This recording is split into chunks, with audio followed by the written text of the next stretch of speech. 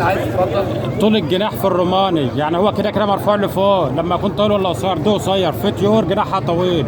طول الجناح ده عيب ولا ميزه؟ ولازم احنا قلنا يبقى في تناسق.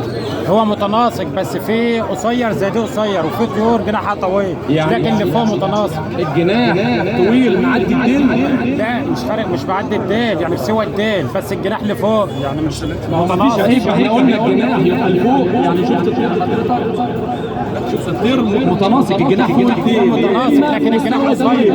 الجناح قصير، الجناح الجناح مش ماشي مع الديل، مش شرط. مفيش مشكله، مش شرط يعني ما يعيبش سواء طول ما يعيبش، يكون متناسق. في تناسق بسبب طول الطير.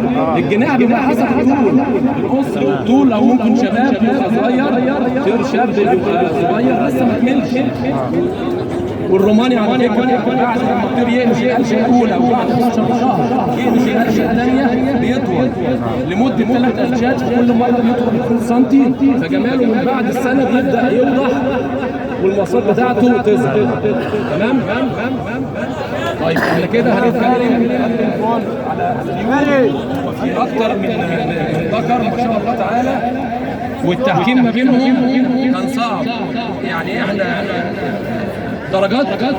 درجات صغيره ما بين كل طير والتاني. ما شاء الله تعالى اخترنا الطير دوت هو اللي حاصل على المركز الاول، يتميز عن الطير المركز الثاني ده والثالث دوت. يعني حضرتك تشوفهم قريبين من بعض جدا. الطير دوت الجفن بتاعه افضل، الحبايك بتاعته اكمل. طبعا الطير دوت لسه عليه ريش.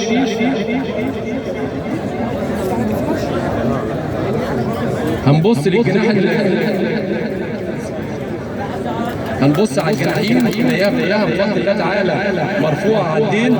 الحبايب الاثنين موجودين هم، لكن مش كاملين عشان هو لسه عليه اخر سكن زي ما قلنا في الشرح. الطير الحبايب بتكمل كامله لما يخلص الريش. يعني الفرد لما يجي يرفرف او يفرد جناحه قدامنا نشوف الاثنين الحبايب موجودين.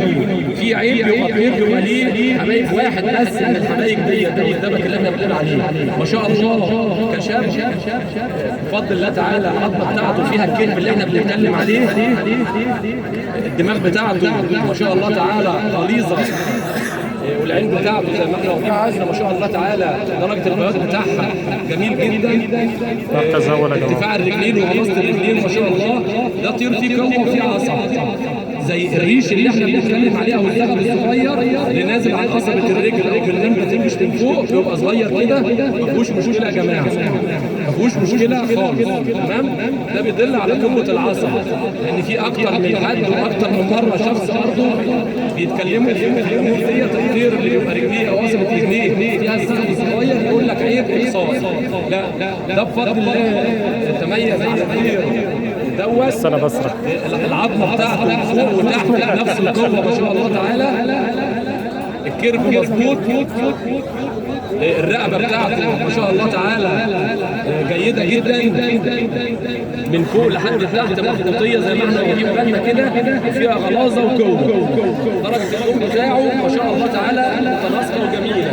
الحبايك اللي في الديل تمام، يعني البراون بار او السيلفر بار او البارات يا جماعه، يبقى الطير زي ما هو في حبايك على الاجنحه، يبقى الديل بتاعه من الحرف عليه البصمه، برضه يبقى عليه ختم من ورا هنا.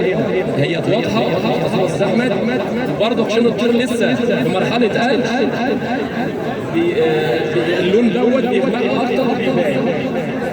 الطير الثاني دوت برضه ما شاء الله تعالى جميل، فرق بسيط. يعني احنا لما ناخد وندي لحد لما وصلنا للقرار، الفروق ما بين الثلاث دول بسيطه جدا زي ما قلنا. دوت الباب الثاني اهو زي ما قلنا فيه رفارق صغيره، هي ما هياش معلقه كبيره. تمام. الدماغ بتاع دوت اقل من ده سنه شويه وضع الشيش. تمام. درجه اللون بتاعته فاتحه برضه جيده ما شاء الله تعالى. الحبايك بتاعته